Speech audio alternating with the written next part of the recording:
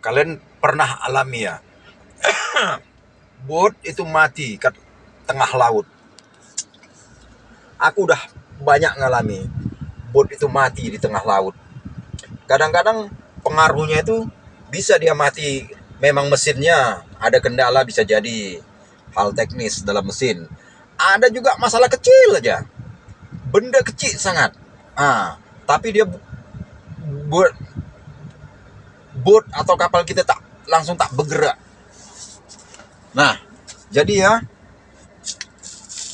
ada sepi, namanya sepi macam nih. Besi itu kecil macam ini tapi baja. Sepi ini dia letakkanlah di tengah as, cep. As tuh barulah kipas tuh masuk, cep. Jadi as berputar, kipas pun ikut berputar. Karena dia sudah dikunci dengan sepi macam ini, cep. Macam itu. Itu pernah saya alami, udah di tengah laut, bot itu, sepi itu pecah. Tar, mesin tuh meraung. Sedangkan kipas tak berputar. Udah ini sepi ini. Itu pernah terjadi. Taulah seramnya di tengah laut itu kalau kita udah bot udah dalam keadaan tidak jalan, dia udah tak bermain ombak lagi. Terombang-ambing, mulailah bop, Allahu Akbar, ngeri. Sedangkan bot waktu hidup aja kadang-kadang bot macam ini nyendok-nyendok dia ke dalam apa, menyudu-nyudu ke dalam air, udah tenggelam, tuh keluar lagi, bebas, tuh masuk, bebas, macam itu. Jadi kalau dia udah terombang-ambing macam ini, alah mah, biasanya langsung tegakkan, pasang tiang, ikat, tarik tali sana, tarik tali sini, pasang layar. Layar itu dari plastik yang warna biru tuh. Itu dia bentang. Pertama itu untuk layar. Kadang-kadang angin maulah di jalan pelan-pelan. Taklah dia gini-gini betul. Udah itu kalau udah pasang macam itu tandanya bot itu minta pertolongan. Berarti bot mogok. Nah, itu kadang-kadang kalau kapal yang pengertian atau sesama bot nelayan, itu dia tolong tuh. Tapi banyak juga yang tak nak tolong. Bahkan ada nampak kami kadang dari jauh bentuk seperti angkatan laut. Kami sudah, wah, ini tolong nih.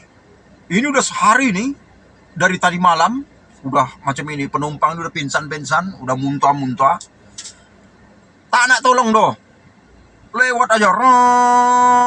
Allahu Akbar. Penumpang ini udah, tolong.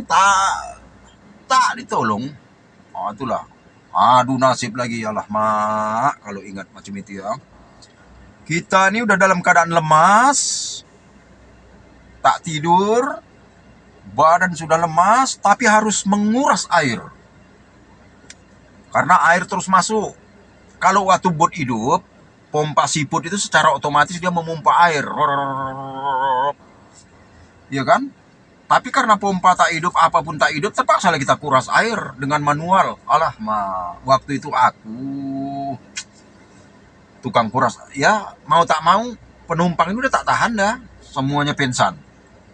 Wah, tinggal lah mana-mana yang tahan-tahan aja lah. Terombang-ambing. Itu biasa yang banyak. Ada beberapa kali saya mati mesin kat laut itu yang menolong itu orang menjaring. Pukat apung, pukat itulah yang tolong. Karena pukat ini dia kan seminggu sekali pulangnya. Udah sampai tengah laut sana ya kan. Dia pulang seminggu macam itu. Orang itu yang tolong. Kadang-kadang dia kan begitu sebar jaring kan dia tinggal. Nanti waktu nak ngutip ikan itu dari sana lah dia. Jadi kadang kalau kita sedang arusnya pas, kalau kita jumpa jaring macam itu, kita ikatlah pada jaring itu supaya kita tak hanyut. Udah itu kita dapat pertolongan, ada harapan. Kalau udah kita ikat ke situ, nanti kan kapal itu dari sana kan datang dia bot yang punya pukat nih. Macam itu.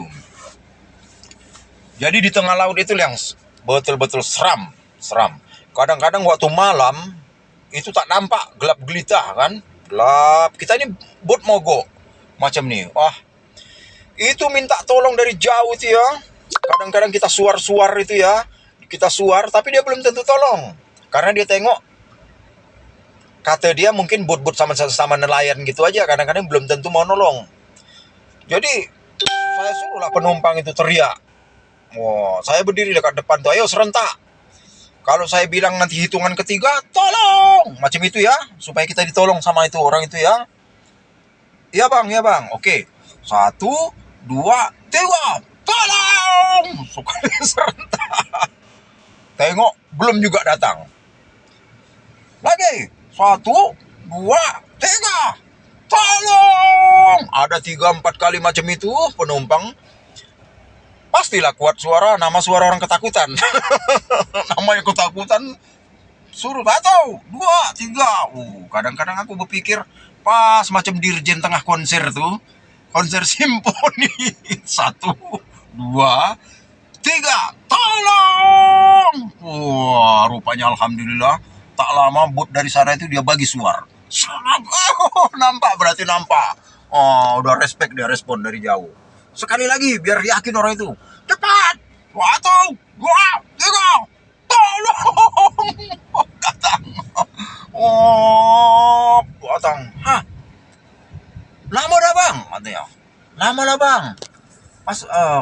Kenapa kok lambat kali bang? Kami kan udah panggil dari. Iya, kami pikir entah but-but mana, katanya. Ikat, lempar tali. Masih ngeri juga, kadang-kadang udah kita ikat, ini ikat di ekor bot dia besar, kita di belakang. Tali tak bisa dekat.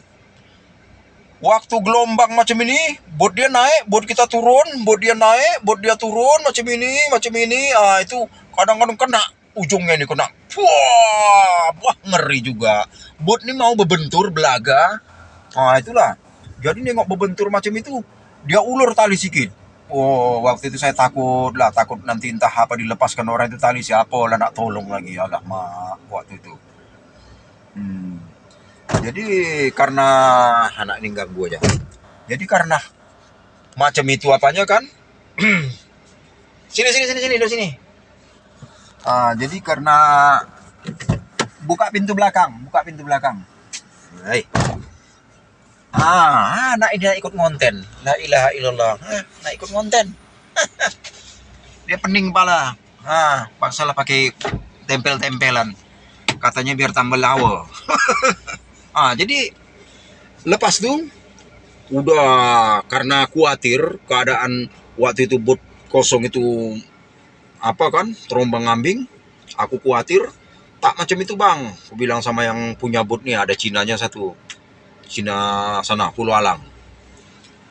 Apalah bang, naiklah penumpang kami dulu bang ya, takut nengok apa airnya macam itu. Naiklah. Satu pindah naik. Jadi bot itu dalam keadaan kosong macam inilah. Kami naik ke bot dia agak tenang sedikit karena bot apung itu besar, pokok apung tuh. Kami pindah penumpang semua. Jadi karena bot kami ini gila begini-gini, kami ulurlah tali. Maksudnya supaya jangan belaga bot itu. Dalam ombak itu, kalau belaga bisa sama-sama karam. Jadi kita lepaskan tali panjang tali apa ini. Itulah. Jadi tak bisa tarik ke tepi bang. Belum bisa, kami bang pulangnya besok bang, katanya. Kalau mau bang tunggu, ya sama lah kita di sini. Besok baru kami tarik. Iyalah bang, tunggulah bang. Iya. Itulah kami situlah tengok orang itu narik ikan, naikkan ikan. Waktu itu orang itu ada entah 7-8 orang waktu itu kan. Rupanya pakai sip-sip berganti-ganti. Nanti siang ini udah siapa tidur, wajib tidur yang ini. Tidur semua. Udah itu nanti giliran yang ini, angkat ikan, yang ini tidur, yang ini kerja, macam itulah. Udah sampai siang, udah pas waktunya tarik jaring orang itu, tarik jaring. Waktu itu tarik jaring pakai mesin, kalau tak salah. Tarik. Ada yang tukang pilih-pilih ikan ini rupanya ya. Aku tengok macamnya, aku nak bantu-bantu pilih ikan. Jangan bang, katanya. Ada ini bang ikan yang tak bisa dipegang bang, katanya.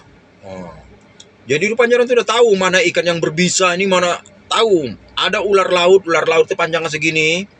Kalau kena sempat itu kita pegang, tapi kalau orang itu udah biasa pegangnya gini, cep langsung lemparkan macam itu. Waktu pilih-pilih ikan itu, ikan ini sini, ikan itu, ikan yang ini, macam itu. Tak boleh. Orang itu pakai sarung tangan kadang.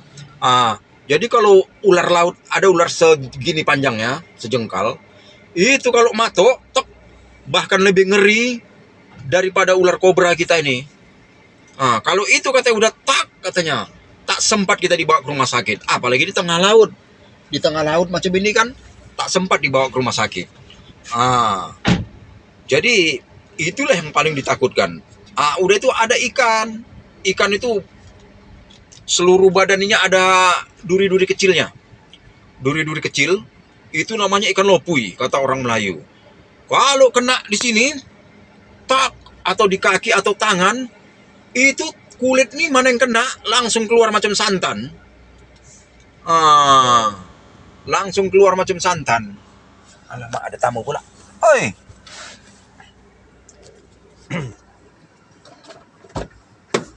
Apa undangannya siapa lagi? Kata Iwan. Iwan Fals. Iwan Cumaro. Iwan Cumaro. Ya. Oh. Terima kasih. Wes. Suun ya. Yuk.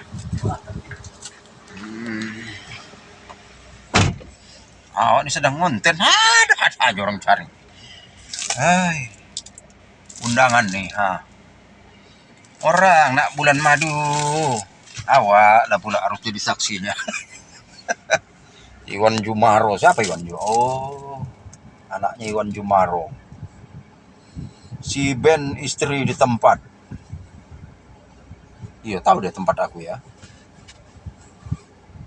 Minggu 24 Mei 2026. 24 Mei 2026, Jalan Bakhtiar. Adalah can kita makan lembu nih. Siap makan lembu, udah pesta ini kan. Makan lembu, biasanya naik juga kita ke pentas tuh. Tarik kan selagu 2 lagu itu. Tarik kan selagu 2 lagu. Kenyang baru pulang. Mau pulang masuk kan amplop dulu. Agak 50 ketul keluar duit. Gitulah memang kalau hidup di kampung nih. Orang pesta, kita mau tak mau ikut sibuk juga. Kadang rewangnya, kadang ya sedang pestanya. Udah. Orang melahirkan gitu juga. Kadang ya namanya orang melahirkan ada juga kalau pas tetangga-tetangga dekat datanglah kita bawa gula, bawa ini. Mana-mana yang perlu ya kan. Kembali ke laptop. Sampai mana tadi? Ceritanya. Ikan berbisa tadi. Jadi ikan lopui ini katanya ya, kalau kena besantan, geng. Keluar santan dari sini. Berapa menit nih dah? Itu keluar santan katanya. Jadi itu pun gitu juga. Kalau udah kena itu katanya berbahaya katanya, sampai bulan-bulan sakit orang itu. Bisa juga kalau nggak tahan bisa membawa bisa jam. Allahu Akbar. Kata orang sini putus, geledek. Apa bahasa Melayunya pun lupa aku. Petir. Udah. Ada ikan kitang.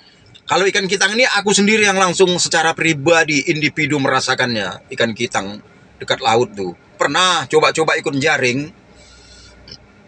Ikan kitang ini bentuknya macam ikan bawal. Kadang-kadang macam ikan bawal tapi ada belang-belang sedikit. Macam kuda belang lah kata Peramli. Jadi banyaknya kalau dia di kumpulan ikan-ikan asin ada dia kadang. Tapi kalau dia udah mati itu tak berbisa lagi. Biasa aja udah kering jadi ikan asin. Waktu masih hidup, aku pernah merasakan hampir 1 jam pakai ikat karet di betis ini. Jadi begitu tarik jaring, bentang jaring, aku coba-coba ikut nih. Kami tariklah jaring. Kan mulai milih-milih ikan. Pilih ikan.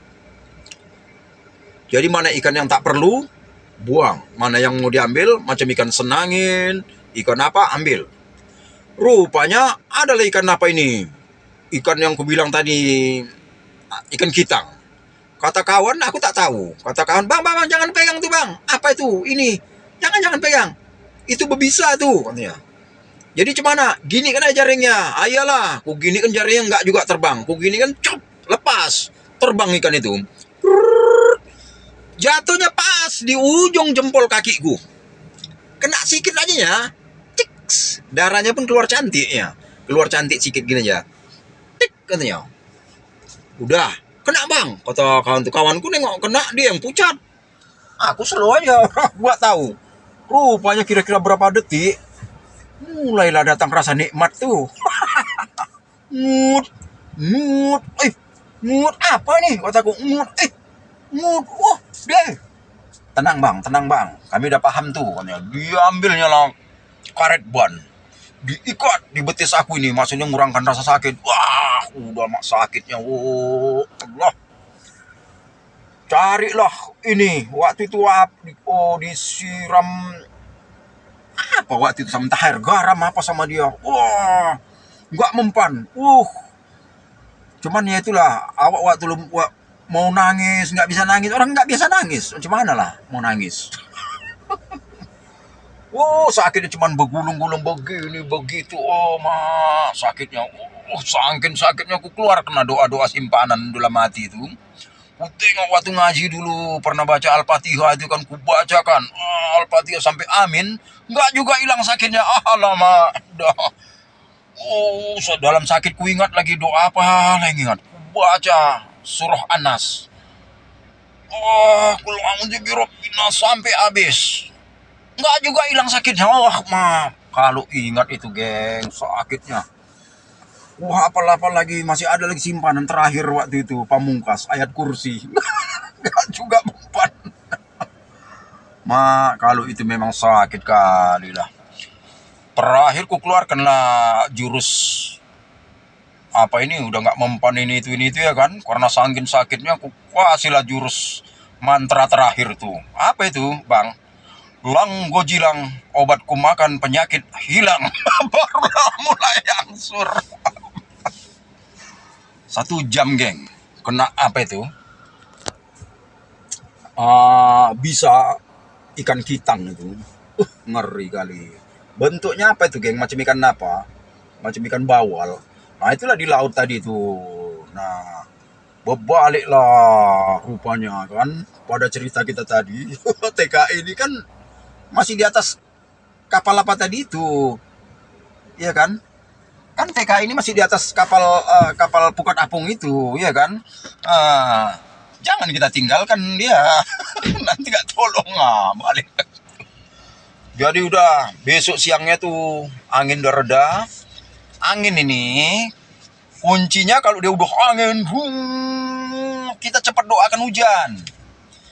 Angin ini terakhirnya berangsurnya begitu hujan datang, angin reda, barulah hujan. Jadi kuncinya dia memang apa dulu, angin tuh sekencang-kencangnya, barulah hujan. Itu angin mereda. Itu dia. Udah itu ya, waktu kami mogok di tengah laut itu nampak angin kencang itu asli betul ya, nggak bohong aku. Awan tuh nampak ya, awan tuh seperti bolong belubang macam ini. Dari situlah angin tuh berkeluaran, nampak. Kalau ingat itu. Penumpang nih muntah-muntah.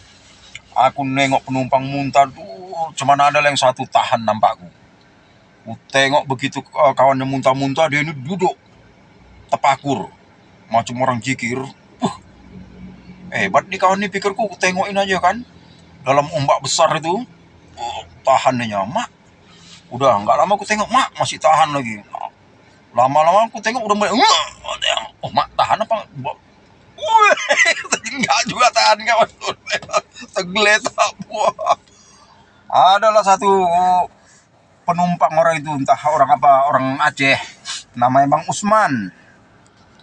Itu udah pingsan, udah tergeletak nengok ombak besar itu kan. Panggilnya aku, Ben, katanya. Bang, apa ombak macam ini? Udah biasa macam ini Ben, katanya. Ada lagi bang yang lebih besar dari ini bang. Ada lagi, ada. Udahlah Ben, saya tidur lah. Dalam ombak besar itu. Kalau ingat kalau udah mogok di tengah laut nih, paling membosankan. Paling membosankan. Apalagi pernah kami lagi mogok, mogoknya tuh di laut dangkal. Kalau di laut dangkal lebih ngeri. Kalau kita di laut lepas itu, kalau dia mogok, itu ombaknya itu nggak ombak memecah. Datangnya itu alun macam ini. Hmm, hmm. Ombaknya itu macam itu karena dia dalam. Itu namanya alun. Boat kita itu masih selamat karena tak terbentur apa-apa.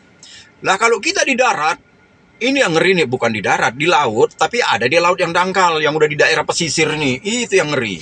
Yang dalam-dalamnya di bawah 3 meter ke bawah, itu ombaknya begini. Karena ombak dari darat itu menangkap dia gini. Ini yang bahaya nih. Nah, jadi yang bahaya itu. Itulah makanya tsunami itu kalau dia, tapi ini tsunami yang memang tsunami yang dia membawa laut. Bukan tsunami tetanggaku itu, ada orang Jawa itu namanya tsunami juga. Ini tsunami yang memang membawa gempa. Bukan tsunami, tsunami itu bukan. Dia tsunami itu waktu di laut katanya bergetar dari tengah laut tuh, pusat gempa di tengah laut. Itu di laut katanya tidak membahayakan kalau di tengah laut. Orang yang pernah lihat sekalipun nampaknya itu ombak itu bergulung, tapi dia bentuknya cuma alun gini. Datangnya macam ini. Cuman udah dia mendekati pesisir pantai, itulah ombaknya jadi memecah, itu jadi menangkap macam ini. Nah, ini yang bahaya nih. Jadi kita mogok di situ, itu yang paling ngeri. Jadi ombak itu nangkap. Aku pernah jadi dalam keadaan macam itu kan, boat ini begini-gini, tiang bubu banyak. Ini yang paling seram. Tiang bubu daerah Bagan Siapi-api ini kan banyak tiang-tiang bubu yang macam ini. Untuk nangkap ikan pasangin tiang-tiang berjarak-jarak. Setiap satu tiang tuh 4 meter kurang lebih begitulah, 4 atau 3 meter lah, macam ini dia. Itu biasanya kalau dia udah gini, itu nyandar, itu bisa menyandar di di tiang itu. Katanya nyandar. Itu boat itu bisa terbalik, atau boat sedang jalan tapi arus ke sana, arusnya di tiang bumi ini bisa lengket, boat ini ditahan sama tiang itu, udah itu dia sama ini arus bisa lengket terbalik. Udah itu yang bahayanya, tiang-tiang ini kadang-kadang udah banyak patah-patah. Ada yang patah nampak, ada yang patah pas-pas setinggi air. Ada yang patah di dalam. Ini boat nggak nampak nih kadang. Aku pernah kena dulu pulang dari Malaysia. Boat itu nggak nampak itunya. Begitu buap, kayu masuk ke dalam, kayu tiang itu masuk ke dalam boat. Jebol. Kerang-kerang yang lengket-lengket di ikut masuk dalam boat. Kalau itu tapi langsung boat itu jebolnya segini besar. Tapi ada waktu itu mendiang Pak Ujang kan kawan. Begitu nampaknya itu dia nggak panik. Lompat dia ke tengah, dibuka jaketnya, baju jaket, tutupnya. Aku udah ngeri. Dia pengalaman orang tua kan. Langsung buka jaket, tutupnya lubang ini. Ambil tukul bosi katanya, martil, hema kata orang Malaysia ya kan tuh, langsung ambil papan kecil, langsung dipaku. Tak. Aman, tinggal air yang rembes itu yang keluar. Sebentar aja waktu itu mesin langsung mati. Begitu jebol itu, air masuk sebentar aja udah hampir setinggi lutut. Di dalam air itu. Langsung terendam mesin Yanmar itu. Langsung mati. Itulah. Jadi kalau potensi bahaya tentang ombak ini lebih ngeri lagi di pinggir daripada di laut sana. Itulah ngerinya itu. Kadang-kadang kita singgah di Jermal. Banyak Jermal tuh. Jermal agak tengah laut sedikit. Jermal nih artinya rumah di tengah laut, dipasang tiang, dipasanglah rumah di atas nih. Itu dipasang untuk cari-cari ikan. Pasang jaring, sana, sini. Pekerjanya itu dijemput seminggu sekali. Diantar, nanti pekerja ada 2-3 di situ untuk menjaga itu namanya Jermal. Itu nggak jarang ya, angin puting beliung. Kadang kalau kami mau berangkat, setel waktu kan, mau masuk ke daerah Kuala Selangor sana, daerah Jugra, iya kan? Itu kami setel waktu itu jam 1 siang berangkatnya supaya sampai ke sananya itu jam 3 pagi. Supaya sampainya ke sana jam 3 pagi. Nah, ini kalian hantam lah, ini kalian sampai 25 menit. Biar masuk iklan nanti apa kita, insya Allah. Apa kita ini, konten aku ini. Aku ngantam konten ini mau sikit-sikit. Biar cepet naik apanya, jangkauannya. Udah. Jadi arah kami itu ke Jugra sana itu. Arah Kuala Selangor sana. Jadi untuk setel waktunya itu nunggu jam 1 siang. Dari sini udah dijemput nih, dari daerah sini nih udah dijemput lah penumpang itu malam sampai sana jam siang. Disitulah paginya jam 8, jam 9 situ tetap bertambat di Jermal tadi nih, masak-masak lah di situ. Kan di booth tuh ada semua kompor, ada pakai kompor minyak. Wah, kompor gas di pompa itu. Masak lah situ, bawa beras apa makan lah. Jadi penumpang-penumpang TKI ini goreng ikan apa semua makan di situ. Ya, sambil banyak berapa lah terombang ambing. Nah, aku naik, kadang-kadang orang itu udah pernah sekali 2 kali udah kenal sama aku, dikasihnya aku ikan hiu kecil. Aku senang asal aku naik, Ben, ini ada ikan hiu itu enak, dagingnya itu nggak keras. Wah.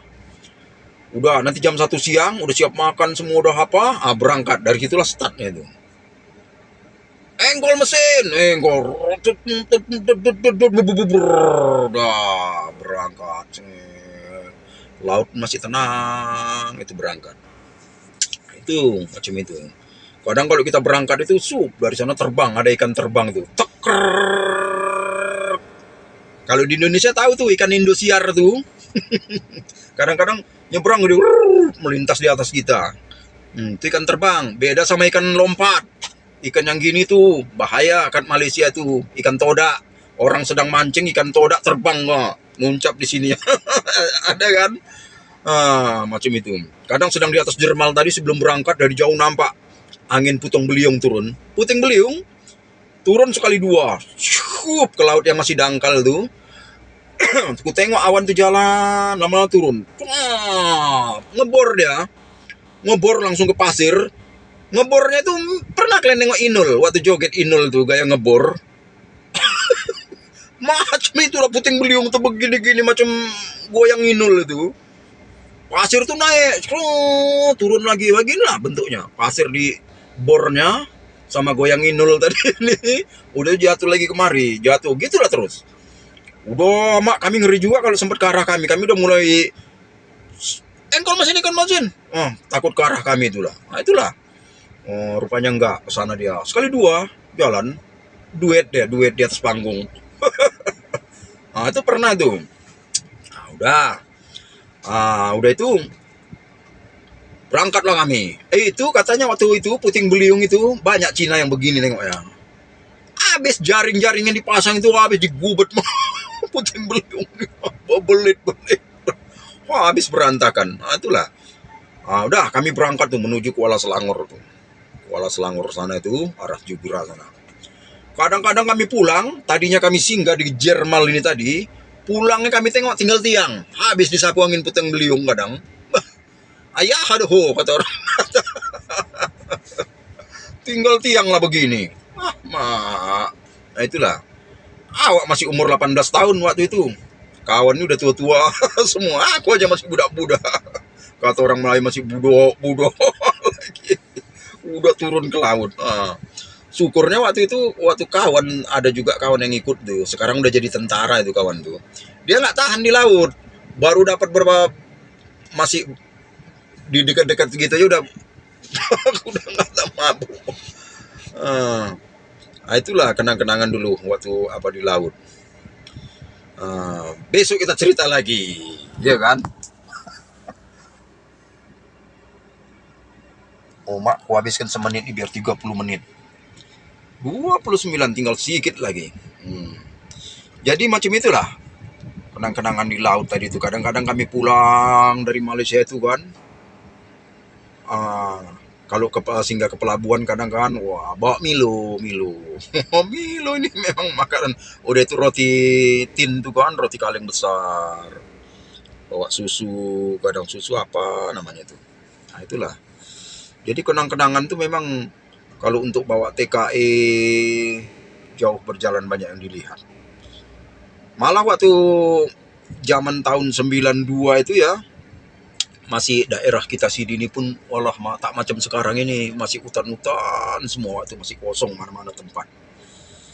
Cuman waktu itu kesadaran tanah, jurus tanah untuk sawit ini belum muncul. Kalau waktu itu sadar sempat sawit nih tahu bakal begini, belilah tanah masih ratusan ribu harganya. Cuman belum tahu dulu. Kalau ada duit dapat, beli apa? Beli sepatu. Anak muda. Oh, wah ada duit lagi, beli apa? Tengoklah baju yang mana yang keren, mana yang apa pada zaman itu. Wah itulah beli. Apalagi waktu masih gila-gila. Tahu lah anak-anak lajang nih, nampak cewek sih.